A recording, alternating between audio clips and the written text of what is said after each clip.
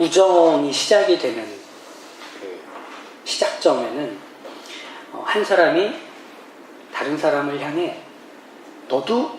라고 말할 때입니다. 그때 우정이 시작이 됩니다. 너도? 이런 거죠. 이거 아니면 너도? 막 이런 거 아닙니다. 비하하기 위해서 하는 말이 아니라 서로에게 있는 공통점을 발견하고 그것에 맞장구 쳐주는 겁니다. 너도 그랬어? 나도 그래. 그럴 때 둘의 관계가 가까워집니다. 교회는 말하자면 너도를 통해 하나가 되는 곳입니다.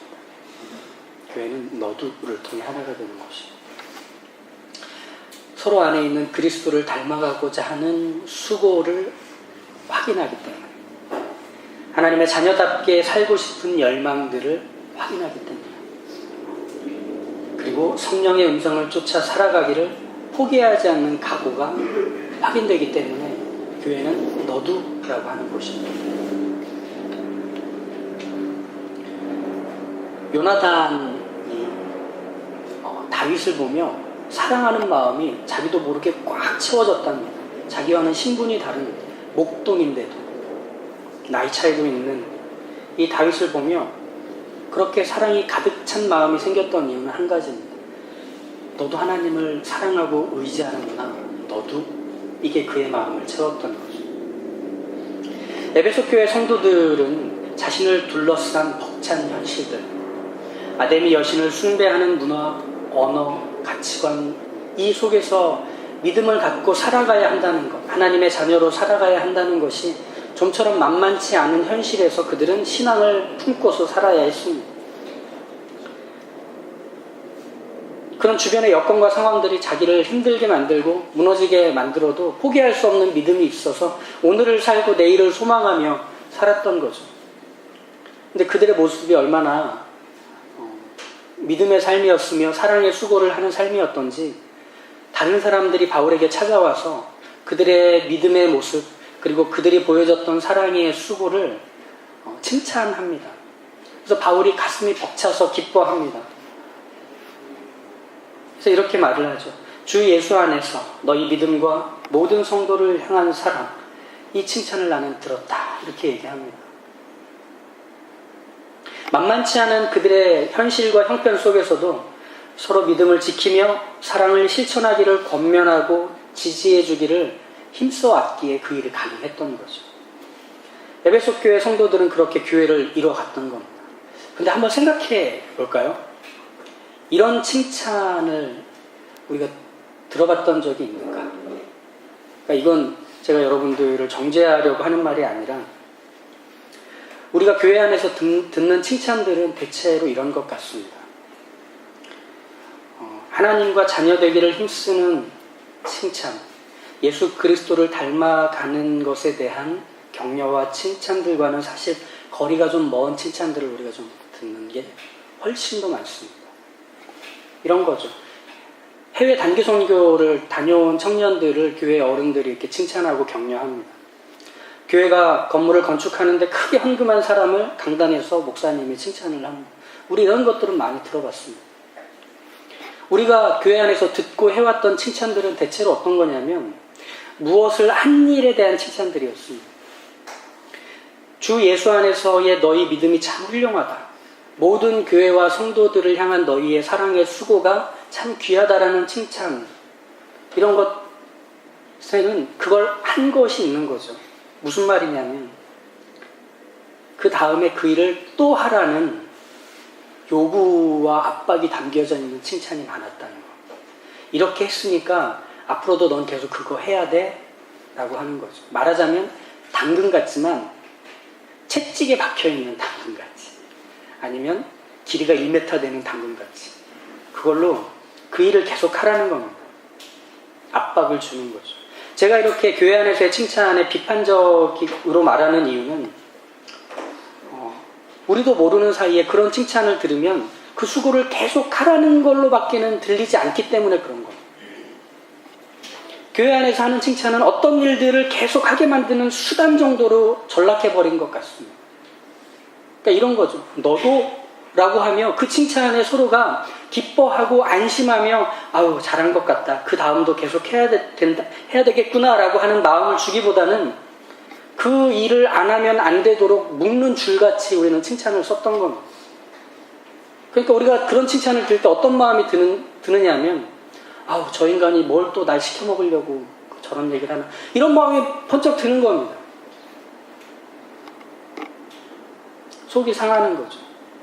그러다 보니까 교회 안에서는 그런 칭찬 말고서 다른 것들에 대해서 상당히 인색합니다. 왜 교회 안에서 이렇게 제대로 된 칭찬이 나오지 못하느냐? 그 이유는 주 예수 안에서의 믿음, 성도를 향한 사랑이 뭔지를 각자가 현재로 경험하고 맛보지 못해서 그런 겁니다. 각자가 현재로 경험하고 맛보지 못하니까 그런 겁니다. 그러니까 너도가 안 나오는 거예요. 서로의 신앙에서 공유되고 함께 확인이 가능할 만한 공감이라는 건 거기서 생기는데 그게 안 되는 거예요. 그러니까 우리의 신앙생활이라는 것은 어디에 많이 드러났냐면 했던 일 한두 가지로 우리의 칭찬을 마치 사고를 우려먹듯이 반복하는 걸로 칭찬이 계속됩니다. 철진한 옷을 계속 입고 다니는 것 같은 거죠. 지금 경험하고 맛보는 현실 언어를 채우는 은혜와 깨달음이 없는 신앙이라서 그런 거죠. 그러니 5년 전에 한 말이나 10년 전에 한 말이나 똑같은 말을 계속 반복하는 겁니다. 그때 받았던 은혜, 그때 경험했던 말씀의 깨달음을 사고를 누리듯 계속 우리는 이유는 무엇이냐면 믿음으로 살고자 하는 치열함에서 발을 뺐기 때문에 그런 겁니다. 믿음으로 내 현실을 살고자 하는 치열함에서 발을 빼니까 예전에 한번 했던 것들, 그 전에 몇 번 경험했던 것들을 그냥 신앙이라는 얘기가 나올 때 또 꺼내놓으려고 찬장에서 접시 꺼내듯 그렇게 우리는 신앙의 모습을 보인다는 거죠. 그러다 보니까 누군가를 칭찬하기에 인색한 게 아니라 칭찬할 게 없는 겁니다. 왜?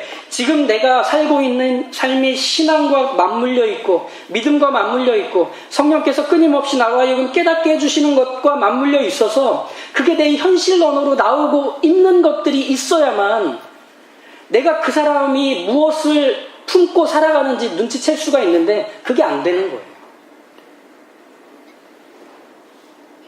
그러니까 내 수준 안에서만 칭찬이 되는 거죠. 그러니까 못하는 겁니다. 한두 번 하다 끝나는 겁니다.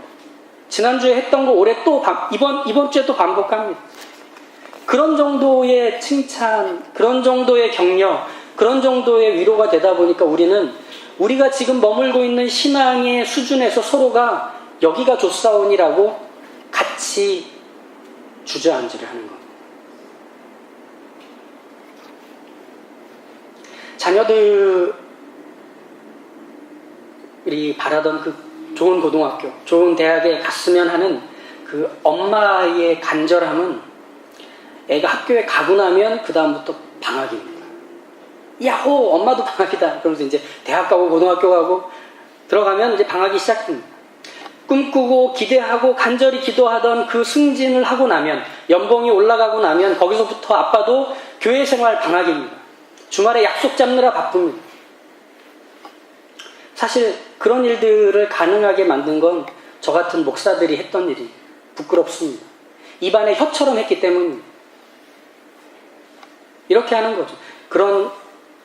요번에 정말 집사님께서 기도 열심히 하신 걸 하나님이 들으셔서 우리 누구누구 하나님께서 이렇게 좋은 대학 갈 수 있도록 이끄셨나 봅니다. 역시 어머니의 기도는 땅에 떨어지지 않는가 봅니다. 집사님 최고! 막 이렇게 하는 거죠. 밥을 얻어먹으면서. 하나님께서 집사님을 높이셔서 머리가 되게 하신 걸 보면 하나님의 약속의 자녀가 집사님인 건 분명한 것 같습니다. 계속 이렇게 하나님께 영광 돌리며 사회에서 하나님께 빛과 소금의 역할 감당하는 자녀로 사시면 됩니다. 누가 이런 말 들으면 화낼 사람이 있겠습니까? 다 좋아하는 말입니다. 제가 사역자로 계속 그 말하면서 성도들을 그 자리에 멈춰서게 했던 걸 이제서야 알 것 같습니다. 그걸 나쁘다고 하는 게 아니라 거기서 끝나서는 안 됐는데 그걸로 끝내버린 거죠. 우리의 신앙이라는 게 그렇게 기도의 응답을 받고 그리고 신앙에서 어떤 특별한 각오와 결심들과 헌신들을 보인 몇몇 가지만으로 채워지는 거라면 우리의 신앙은 참 빈약할 겁니다. 근데 우리의 신앙은 풍성합니다. 어떤 면에서냐면 오늘 해야 될 말이 있고 내일 해야 될 말이 또 있기 때문에. 무엇으로? 하나님이 오늘을 채우시고 내일을 채우시는 하나님이시기 때문에. 우리는 그렇게 하루하루가 풍성합니다. 그러니까 우린 그런 말을 해야 되는 거죠. 이렇게 기뻐하고 함께 즐거워하며 하나님의 응답을 받은 것, 하나님께서 그 일을 행하신 걸 찬양하는 한 주가 있었다면 그 다음 주에는 또 이렇게 물어야 하는 겁니다. 한 주간 기도 생활은 어떠셨냐? 그 응답을 받은 후에 기도 생활은 더 풍성해졌느냐고 물었어야 했던 겁니다. 오늘 주신 말씀이 그 기도의 응답을 받은 후에 어떤 깨달음으로 보다 더 풍성해졌느냐고 물었어야만 했는데 저도 묻지 않았고 우리 서로가 그걸 확인하지 않았던 겁니다. 사람도 식물도 자기가 갖고 있는 그 크기를 다 크면 더 이상 크지 않습니다. 생장점이 멈추기 때문에. 그러나 예수 그리스도께 접붙인 바 되어 있는 우리는 멈추지 않는 생장점을 받았습니다. 그리스도가 자라는 것만큼 우리도 자랍니다. 근데 우리가 스스로 멈추는 것. 이 정도면 된 것 같다. 우리가 임의로 접붙임 받은 걸 끊어버리는 그 칭찬들. 이 정도 수고했으면 충분하다고 여기는 그런 지지와 격려들을 들으며 아, 이 정도면 됐나 보다 하고 스스로도 멈추게 만들어버렸던 것. 그건 내 현실에서 믿음으로 치열하게 살고자 하는 것에서 발을 뺐기 때문에 그때부터 서 있었던 것 뿐이지 하나님이 아무 일 안 하셨던 건 아닙니다. 바로 여기서 내 믿음과 사랑이 지금보다 더 자라갈 수 있다고 말해주는 한 사람이 등장을 합니다. 바울이죠. 바울이 뭐라고 얘기하느냐? 너희를 인하여 감사하기를 마지 아니하고 난 그 칭찬을 듣고 너무 기뻤다. 그리고 하나님께 감사를 드렸다. 그렇게 하고 나서 뭘 이어가느냐? 내가 기도하겠다라는 겁니다. 내가 기도하겠다. 바울은 에베소 교회 성도들이 너무 고맙고 대견했습니다. 그들이 어떤 현실을 사는지 알고 있기 때문에 그들이 그 믿음을 갖고 사랑의 수고를 하고 있는 것이 얼마나 큰 것인지를 바울은 잘 알았습니다. 근데 그것으로 멈추지 않고 그들을 위해 기도하겠다고 합니다. 지금까지 해온 것에서 멈추지 말라는 것. 계속 새롭게 알게 해주시는 하나님과 동행하여 그 다음을 살아가라고 바울은 그 기도를 멈추지 않겠다고 얘기합니다.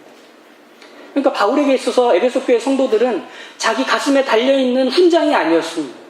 자기의 사역의 장에 진열되어 있는 트로피가 아니었습니다. 함께 믿음 안에서 세워져 가는 동역자였던 겁니다. 하나님 그리스도께 접붙임 바 되어 있는 하나님의 자녀였던 겁니다. 내가 잘하고 있기에 그들도 내가 잘하는 것처럼 잘해야 한다는 거죠. 난 그래서 기도하기를 멈추지 않겠다는 겁니다. 그러니 말하는 거죠. 에베소 교회 성도들이요, 지금까지 잘 왔다, 고맙다, 자랑스럽다. 그런데 이제까지 맛봤던 것 이상의 풍성함이 펼쳐진다.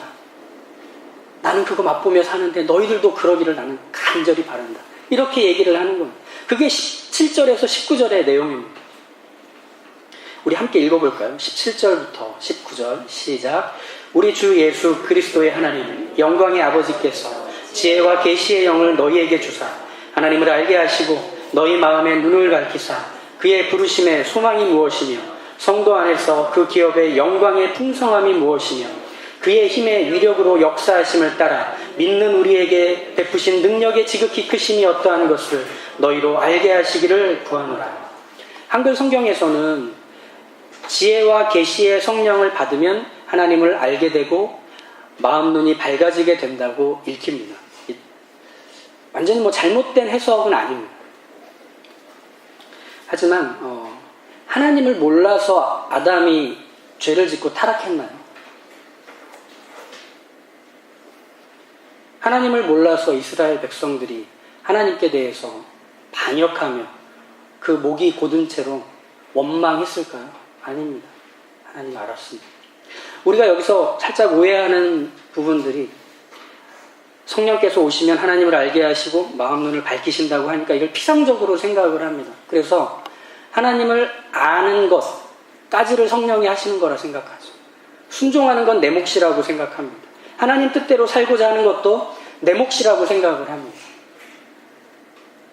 이게 이제 한글 성경을 읽을 때 살짝 오해가 되는 부분인데, 우리가 지금까지 에베소서를 배우며 견지해 왔던 건 뭐냐면 복음적 인식입니다. 무슨 말이냐면 하나님께서 주권적으로 구원의 은혜를 주셔서 죄인을 구원하신다.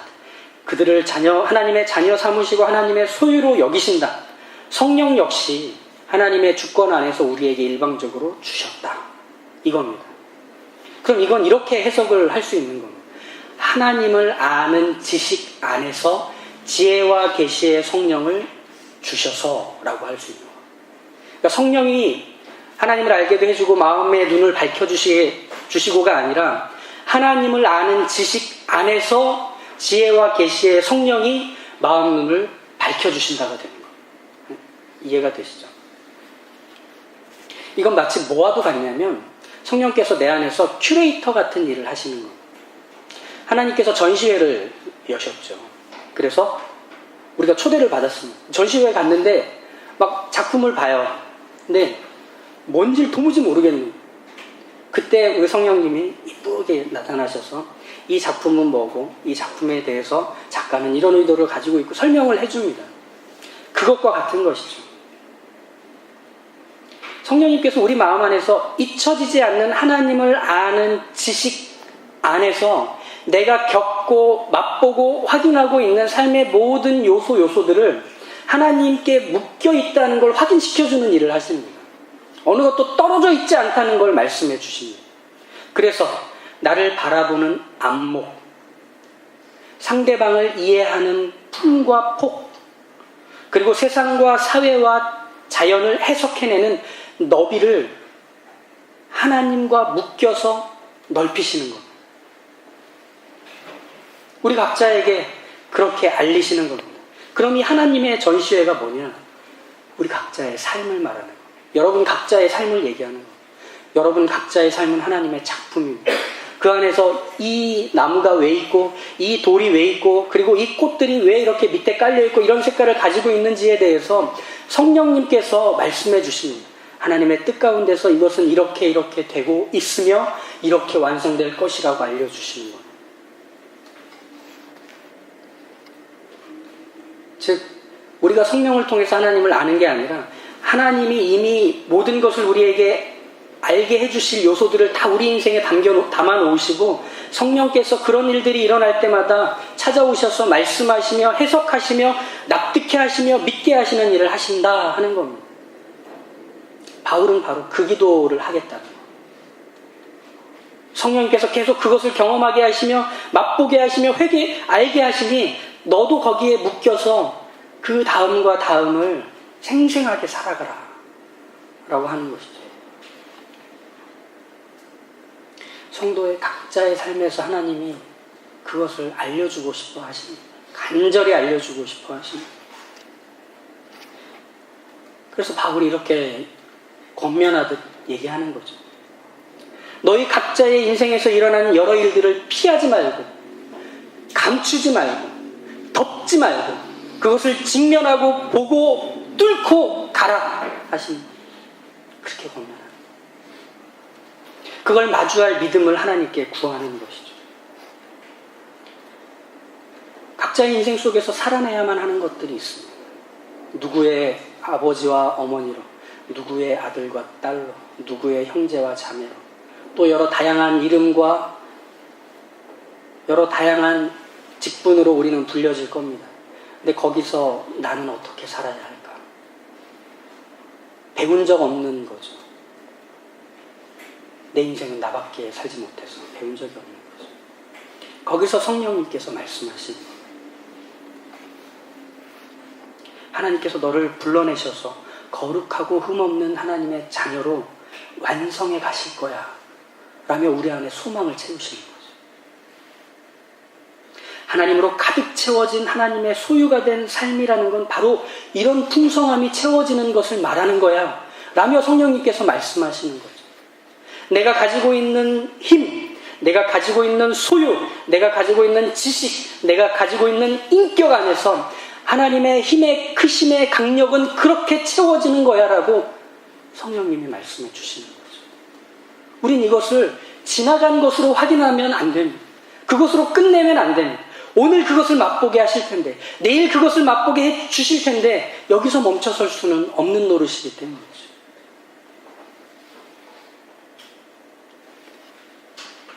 바울이 바로 그것을 일깨워 주는 겁니다. 우리에게 그것이 필요하기 때문에. 우리 시대는 바로 이런 사람들을 원합니다. 이 하나님의 사람, 이 성령의 사람, 상대방의 영적 유익을 기대하며 고민해주는 사람 말이죠. 그가 지금의 삶의 자리에서 멈춰서지 않고 그 다음으로 자라갈 수 있다고 기대해주는 사람 말이죠. 기다려줄 수 있고 기억해줄 수 있는 그 사람을 우리는 원합니다.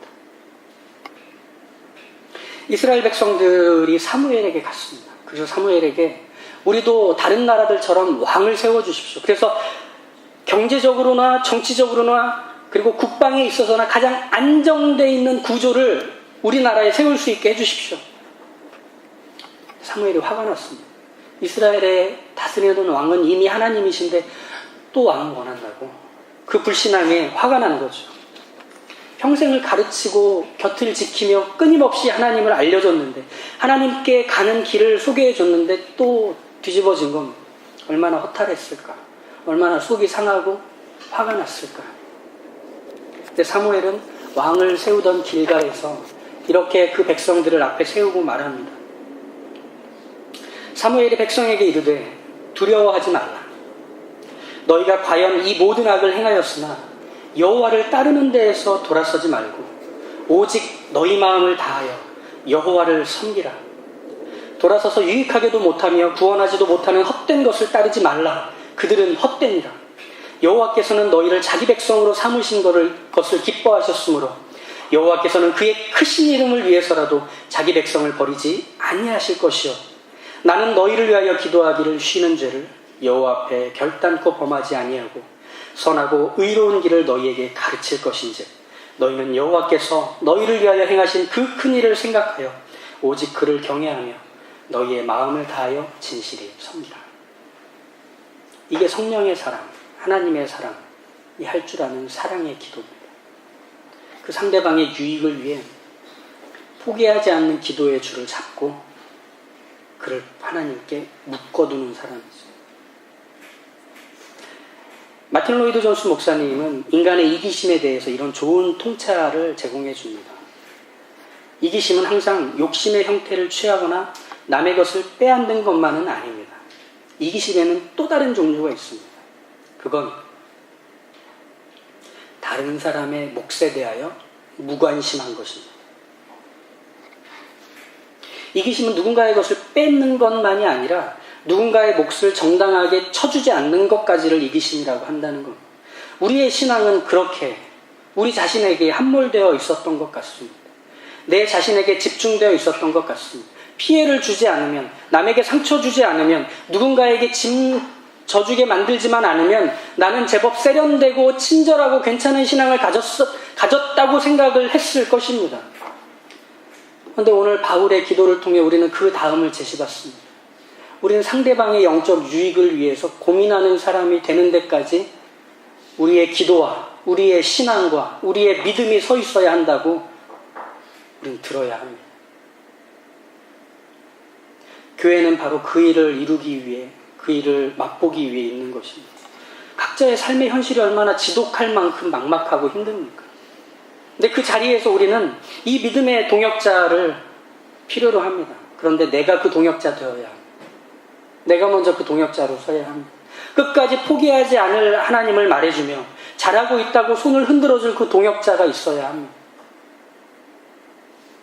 교회는 한 번에 너도로 세워지지 않습니다. 매 주일, 매번에 너도로 세워집니다. 거기서 기다려주며, 기도해주며, 기억해주며, 그렇게 생장점이 닫히지 않는 신앙생활을 함께 꿈꾸게 해주기 때문에 그렇게 교회는 서로가 묶여서 그 즐거움과 만족과 안심이 멈추지 않는 걸 서로를 통해 확인하며 이 믿음의 길을 가는 겁니다. 바울이 에베소 교회 성도들에게 향하고 있는 그 사랑의 마음은 그렇게 기도에 담겨지는 것이죠. 우리가 그렇게 서로를 향한 사랑에 묶여야 합니다. 누군가 널 하여 누군가 기도하네. 내가 홀로 외로워서 마음이 무너질 때 누군가 널 위해 기도하네. 교회는 바로 그 사람이 있는 곳입니다. 내가 멈춰서 있는 것처럼 보이는 침체와 무기력함을 누군가 바라보며 내가 무기력했을 때의 기억을 갖고서 그에게 찾아가는 곳이 교회입니다.